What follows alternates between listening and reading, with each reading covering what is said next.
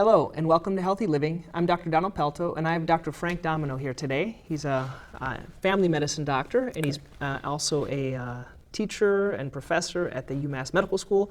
And today we are talking about a wonderful, exciting topic of obesity and weight loss. So Frank, thank you for coming. Don, thank you so much for having me and thanks for choosing this topic to cover. Yeah, this is kind of a topic that's very close to heart for you, right? Yes, I think in all of healthcare, helping people lose weight is one of the most important things I can do to help people, and it's become such a huge problem nationally, if not internationally, that everyone should learn a few new skills on how to take better care of themselves. Yeah, and that's what we're going to try to do today is maybe define a little bit of obesity and then give them some real practical skills that the audience can learn from. Sure, I'm happy to help. So let's start. What is the cause of obesity? Well, there's a long answer and a short answer. The short answer is back in the 1970s, how we got food and started eating in the United States changed dramatically. Post-World War II and around the end of the Vietnam War, we encouraged farming in a very different way than we had in the U.S. And as we feed much of the world, how we farm affected the rest of the world, but it affected here first. So if you look at obesity rates in the U.S., they actually began climbing back in the late 70s and have been climbing ever since. Most of that comes from adding easy access to low-quality, high-calorie foods. Okay. So like sugars and starches, carbohydrates, things like that? Much of the sugars and starches, as well as inexpensive and often harmful oils. So the two big changes in farming were to change how we grew corn and what we use that corn for. Okay. And that's where your high fructose corn syrup comes from, and much of the corn that went to feeding cattle. And the other area was with regard to soy and soybeans and soybean oil. And you probably know this, lots of people have trouble with soy and soy products, and they became ubiquitous. They became in every food by the mid-1980s. And so it was this very inexpensive, very satisfying food that was carbohydrate rich as well as oil rich. And people ate it. It was also a sign that as a society, we were doing okay. Even our low-income folks were affluent enough to afford this high-calorie, low-quality food. So basically the food in those days, it had changed. We had a shift of the type of food that we were eating. And I remember my grandmother, she always used actually lard and things for cooking. And then that changed. All of a sudden they said lard was bad for you and you have to use these other types of oils that were produced, mass-produced, sent over the world, but we use them first here. Right. And it turns out, looking way in retrospect, that many of those assumptions were incorrect. That things like lard, if it was natural, if it wasn't altered by a processing method, does not increase the risk of heart attack or stroke or heart death. And used in appropriate amounts didn't contribute to obesity. But large access to sweetened drinks in particular, fast foods that were very calorie dense, even restaurant foods that were very, very calorie dense, probably led to the greatest component of why we're dealing with such a problem. It turns out about 1 in every 3 adults and probably 1 in every 6 children in the United States meet the medical definition of obesity. And this is a real epidemic. This is something, both those numbers are going up. At-risk populations have much higher rates. And for the first time in the 20th century, from the 20th century forward, we've actually had the life expectancy of generations start to diminish, largely because of what's going on with obesity. And this obesity also causes other health problems that the audience should know about, like diabetes, high blood pressure. High blood pressure contributes to high cholesterol. It contributes to physical ailments. As we're aging, we know that 1 in 2 men over 65 are obese. And you think this is a population who need hips and knees and in your world, I'm sure you see a fair amount of foot and ankle problems that are very, very related to obesity. Yes. You were giving me an example just a second ago of plantar fasciitis, a common condition that, from both of our experiences, is best treated with just a small amount of weight loss. Yeah. And so let's say we have this problem with obesity, and a lot of people struggle, a lot in our family and things like that. And then I know, I grew up, and my mom and different people, they tried different diets. So was the solution, is it dieting? Is it eating less? What's the solution? Is there a solution for it? Well, there are a variety of things people can try, but I actually like to keep it very, very simple. Okay. We know in the U.S. the primary food type that has been associated with obesity is excess carbohydrates. So that's your sugars and your breads and your starches. And you think, well, a slice of bread's no big deal, and a sandwich with 2 slices of bread. But actually, if you have a sandwich with some protein on it and some cheese on it and some lettuce on it, easily more than half the calories are going to come from those 2 slices of bread. Okay. And people think, oh, I used low-fat mayonnaise, or I used 1 slice of turkey instead of 2, and those are the wrong assumptions. It still makes most of the calories coming from that carbohydrate. So the first thing I try to encourage people to do is look at what they're doing on a daily basis and see if you can identify excess breads and sugars and sweets and try to reduce them a little bit. So we take the category of, let's say, carbohydrates, which would be breads, sugars, sweets, different things like that, and pick that one, and let's try to reduce that. Right. Do you just you say, okay, no more bread, is that what you should do, or? Well, not normally, unless people have pretty severe illness. If they've been diagnosed with type 2 diabetes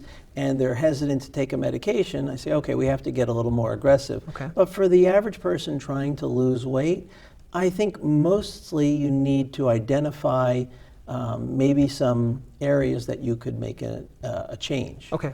So let me give you an example. Yeah. We know in the U.S. that liquid carbohydrates, sweetened drinks, are a huge problem. That people think, oh, I don't drink soda. Well, sweetened drinks include things like orange juice or apple juice.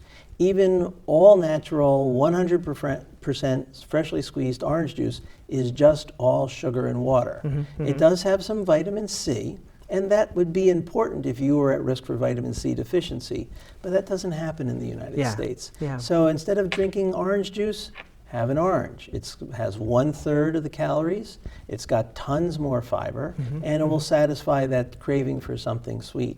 And so carbohydrates is a huge primary step, to look at where people are using breads and sugars and other forms of carbohydrate and try to switch. The other area that I have people focus on, and I learned this from a great dietitian at the medical school who's written many papers in this area, are that if you help people get more fiber in their diet. Okay. So what's fiber? Let's define what fiber is. Well, fiber is a type of carbohydrate that is often non-digestible or non-absorbed. Okay. And doesn't contribute to too many carbohydrates. We typically find it in foods like plants or fruits. Okay. So you think of a piece of celery, it's very fibrous. But most green vegetables have quite a bit of fiber. And if you look at people's diets in the U.S., you'll find that many people will go a whole day with 0 or maybe 1 serving of a vegetable a day. Their approach, the dietitian's approach, are to say, let's focus on getting 7 to 10 servings of fruits and vegetables a day. If you do that, you'll get somewhere between 25 and 30 grams of fiber a day, which is what's recommended. You will be full all day long. Okay. You'll feel better, and you'll be much less prone to eat things that are going to contribute to your obesity. So instead of cutting things out, they try to increase more of the good things. Absolutely. So there's not enough, you're not hungry. Yes. So with regard to how to change your foods, my first thing is to chat with people, identify how many servings of non-starchy vegetables a day. And so that's everything but rice and pasta and potatoes, and just see how many they're getting a day and try to increase that and help them figure out ways to do that. The other is try to find 1 or 2 ways to identify excess carbohydrates that they can switch out. One caveat with the carbohydrate piece is around artificially sweetened drinks. Okay. We know that consumption of a daily artificially sweetened drink increases the risk of some adverse outcomes, things like stroke and dementia. Okay. And so if people are trying to get away from the real soda and use diet soda in its place, I strongly encourage them, let's find a different drink. And water's probably the best choice. Okay. But avoiding those artificially sweetened drinks has merit. And so, but overall, my basic 2 pieces of advice are to increase your fruits and vegetables and try to eliminate a few heavy carbohydrate-laden foods.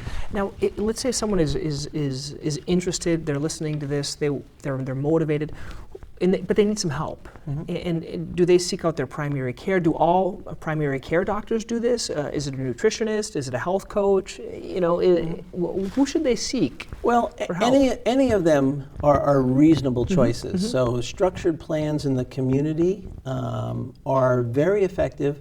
But you mentioned a very important word, and that's motivation. Okay. The 2 most important, without a doubt, most important components of weight loss are identifying your motivation and committing to addressing that motivation.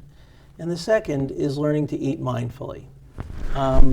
What's believe it or that? not, So not while you're watching TV, is that mindful? that's part of it. But most of us take in excess calories because we don't stop and pay attention. Okay. Or we convince ourselves this isn't a big deal.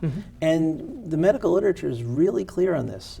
Helping people improve their mindfulness with regard to eating is the single most important thing for long-term weight loss. So let's give them some examples of Sure. how you can be mindful. All right, so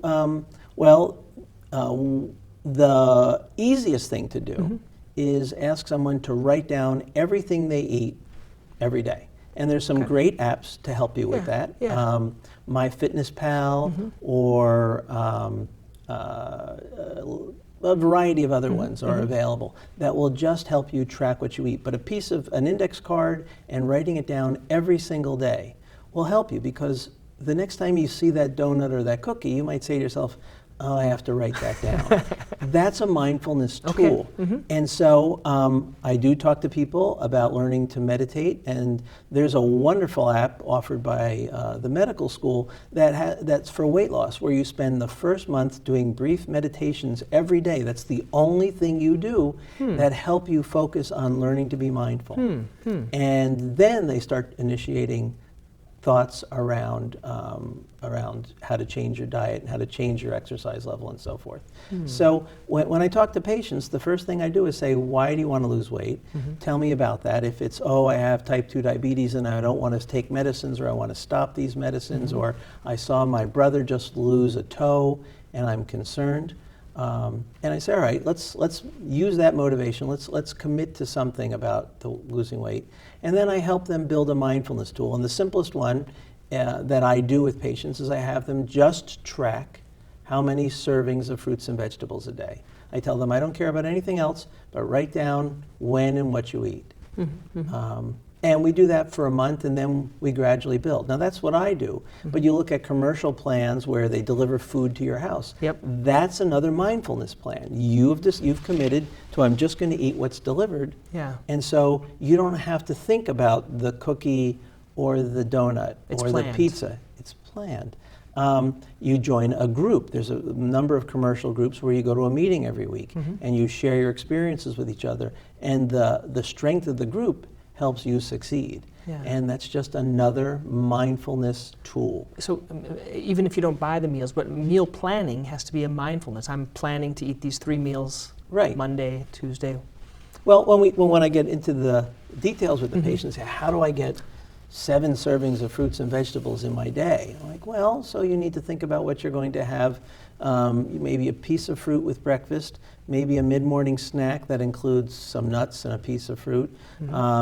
Lunchtime, you can get 2 or 3 servings of a vegetable then, but as you said, you have to plan. You have to bring a salad or get a salad or make some extra vegetables and have it with you. You can still eat your sandwich or whatever, but you need to have those vegetables there. A piece of fruit there, a 3 o'clock snack, and a dinner that includes 3 or 4 vegetables. So you have to help people plan. And so we talked about that portion. How about the motivation portion? I know a lot of people that come in the beginning of the year and they're motivated. Sure. Is that motivation, or what is motivation? Well, they are motivated, and people can have a whole host of reasons, whether it's the first of the year or an illness of a friend or it's bathing suit season. But you need to build on that. You need to say, all right, if that's your goal, we need to find a way for you to commit to it and reaffirm it. To harness it, And that's a little bit where the mindfulness comes in, because if you look at the cookie, you said, I said to myself, I'm going to get in that bathing suit, or I said to myself, I'm going to get off the insulin for my diabetes, or I'm going to set I want to be healthy for my children or my grandchildren. Now, I know we didn't address this as a question, but I'm thinking about, is it addictive? I think there's a good bit of data that it is. Okay. We know that. Because is it only willpower that people can't stop or change what they eat? No, well, it requires willpower to stop and change. It requires that changing of your mind. But we know there's pretty good data where that the food industry worked really hard to figure out what triggers certain chemicals in your brain. Okay. And if you don't get them, you go through withdrawal. Or when even if they're not present, you think about them, you actually crave them. Okay. And so I think food is addicting. There was a time in the early, through most of history until the first third of the 20th century, where food was scarce. And you were hungry more than you were not. And unless you were highly affluent, you were always hungry. And since the middle part of the 20th century, when food's been abundant, you could feed that desire. And so whether it's a true addiction, we know that medicines we commonly use for addiction are often very helpful for people to lose weight. For weight loss. So there's some part of your brain that it's definitely, there's a food craving connection. Yeah, and so this idea of the mindfulness and changing the foods, is that the reason why some people aren't successful? Is the mindfulness, in your opinion, one of the larger reasons why people don't have success with weight loss? Because most people, including myself, I think we all have tried to lose weight, and sometimes we're not successful. I would say it's the mindfulness piece and the commitment piece. Okay. I think you have to identify why you want to lose weight and recognize whether it's truly a priority for you or not. And if it is, you need to be reminded of that priority almost every day. Yeah. And so it's that melding of those two areas. It's that melding of, okay, I'm going to do this, and I'm reminded I'm going to do this when I'm most tempted. So often people become fatigued and crave sweets At late night, in the evening. late at night. And this is very, very common. And they're tired, it's the end of the day, and they go scrounging for something sweet. A really great way to address that is help them pre-plan and say, okay, you have one cookie, it's 180 calories and it's all carbohydrate. Or you buy some very good cocoa. Glass of cocoa has 80 calories, and there's some carbohydrate, but there's also some protein and fat. And we're not talking the cocoa-like products, but this is this is something you're going to spend a little bit more money on. That's going to be sweet, and it's going to be warm, and it's going to totally cure your sweet craving, and it's for 80 calories. So you think, oh, I want something sweet, and you have something that you can go to. And so I do think when people fail at losing weight, they don't always stay committed, and they don't necessarily do that little bit of mental work to address, to commit to their change. Yeah, so I think a lot of times what happens is they're good for a week or two, and then they maybe eat some cookies instead of cocoa or something else, and then they get down on themselves and I'm just going to give up. Right. Oh, absolutely. Instead That's of learning very from common. it. Okay, I did this. What would I do next time? Right. And something like that. Great. Well, in all our lives, we've all had successes and failures. Yes. And I think you have to go with patients, because they're going to have good weeks and bad weeks, and tell people up front, look, in this process, you might trip, you might fall, you might binge for 3 days and be upset, but that doesn't mean there has to be a fourth day. Yeah. And if you've had a couple of bad days and you need advice, check in or call or use a tool that will help you get back on track. And this goes on to the whole aspect of community. How important is having a doctor or a community, maybe a weight loss buddy or a group that you go to? And the Joslin Clinic has an app that they use that is just all about social media and weight loss. And so you don't even have to go to a meeting. You've got this peer group that you communicate with digitally. We know that there's some good behavioral data that says you behave like the 5 people you interact with the most. And so if you're I grew up in a very first generation Italian family, and food was everything. It was, you had to eat breakfast as a family, and someone had a baby and everyone baked, and someone died and everyone cooked. And food was everything. And if you didn't have seconds or even thirds, people were offended. And so it wasn't surprising that everyone in my family had a weight issue, had a weight problem. And it took me a while to realize that if I put myself in a different environment, I will change my behavior. And so if you're a family that are all struggling with their weight, you've got to figure, you can't get rid of your family, you've got to figure out how to get everybody on board to change their behavior. That's great, that's great. Now we're going to go and talk about some actual tips that the listeners can hear, and some techniques. We talked about some here. Let's start with food preparation in advance. Any ideas of how this can work or that works well? Well, I like to tell people, I like to hear what they like to eat and then give them suggestions. So I remind people that instant oatmeal is not better than 3 pieces of toast or a bagel. On the other hand, if you like oatmeal, make real oatmeal. It takes 20 minutes to cook, even less in the microwave, and you can do it in a slow cooker. But if you like oatmeal, don't use instant. And if you want to add something, because of the sugar, is that why? Well, just because instant oatmeal is instant because all the fiber's been taken out. And so you get more fiber by making it. And then if you want to add a teaspoon of sugar or a teaspoon of honey, go ahead. That's going to be far less than what they've added. You want to cut up a piece of fresh fruit, that's great. Those are good breakfasts. I do recommend that everybody plan a 10 and 2 snack. Of some protein, some fat, and some carbohydrate. And so I typically suggest 10 almonds, 20 pistachios, walnuts, and a piece of fruit. Just do it every day at 10 and 2. This way you're getting in some fiber, you're getting in some fat and some protein. People often will go 2-3 meals a day without protein, and they'll have pizza for dinner and grilled cheese for lunch and oatmeal for breakfast, and they've had no protein in their diet, and they can't figure out why they can't lose weight. And in particular that protein at every meal is critical.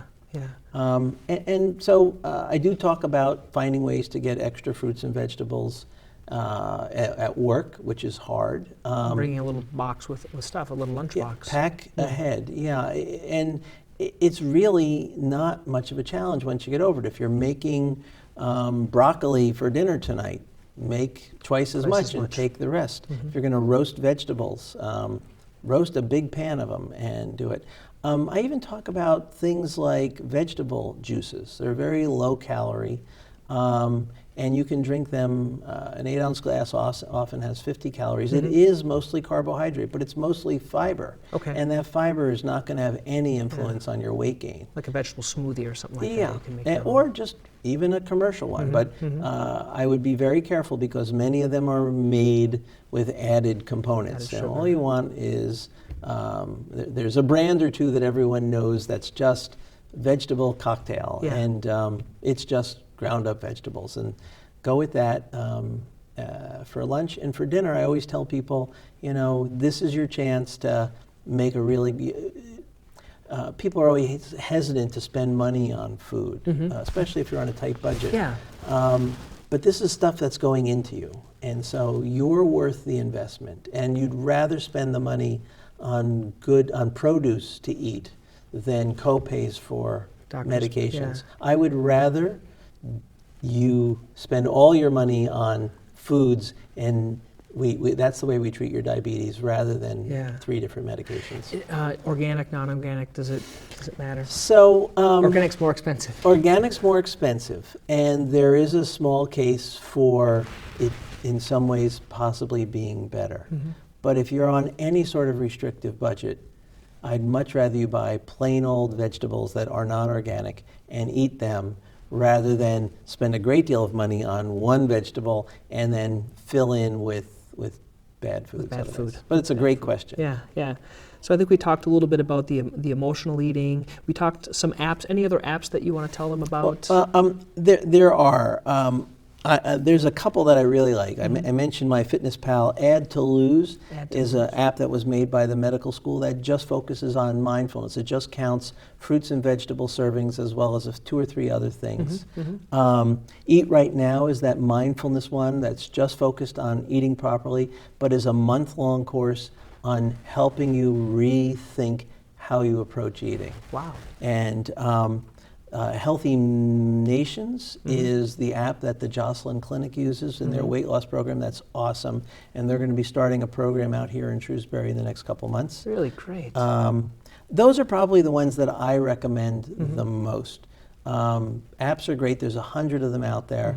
But if you're more of a paper and pencil person, just take an index card every day and write down everything. That, I promise you, if you make that one change, if everyone just made that one change to write down everything they eat every day, I promise you they'd lose weight. Yeah, that's a great one. Yeah. And then the final kind of discussion, we've been talking a lot about prepping food, how that can have a place, apps, that's all with what we take in. Is there a role for medications in weight loss? Well, I'm someone who was very skeptical about medications about 8 years ago. I felt like, the medical research around it was good, but it was small and old. And so I was hesitant to. And then I realized that if I had a patient with type 2 diabetes, I was treating them with 1 or 2 oral medicines. They were on at least 1, if not 2, blood pressure medicines. They were on a cholesterol medicine. And if they weren't coming along, I was adding insulin. And most of the medicines that we use help people gain weight. Okay. As a side effect of As the a side medication. effect, yeah. Insulin in particular, its main goal is to help you take in more calories than your body may need. And so it brings your A1C down, which what we focused on for many years. Yeah. And we realized all we did was make people heavier, and actually we didn't help them live any longer. They developed more complications, including blindness, kidney failure, foot disease, and so forth. So the real trend over the last few years is to stop using those medicines and to focus a great deal more on diabetes medicines that will help people lose weight.